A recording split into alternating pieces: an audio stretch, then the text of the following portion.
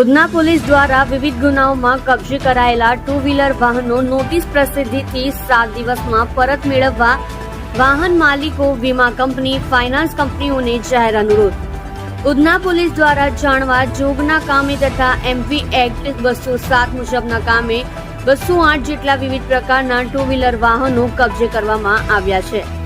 જે વાહન માલિકોને અવારનવાર લેખિત તથા મૌખિક જાણ કરવામાં છતાં તેઓ પોતાના વાહન છોડાવવા આજ દિન સુધી ઉધના પોલીસ સ્ટેશન આવ્યા નથી.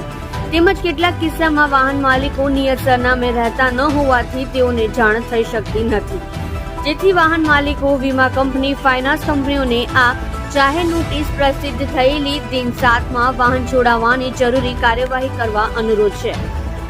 અન્યથા સંબંધિત માલિકો વાહન પરત લેવા માંગતા નથી તેવું માની લઈ કાયદાકીય નિયમો અનુસાર વાહનોની જાહેર હરાજી કરી હરાજીમાં ઉપજેલ નાણાં સરકારમાં જમા કરાવવામાં આવશે. તેમજ આ અંગે કોઈ વાંધા હોય તો દિન 7માં ઉધના પોલીસ સ્ટેશન ખાતે રૂબરૂ અથવા લેખિત રજૂઆત કરવી અને ત્યારબાદ આવેલી કોઈ રજૂઆતને ધ્યાનમાં લેવાશે નહીં.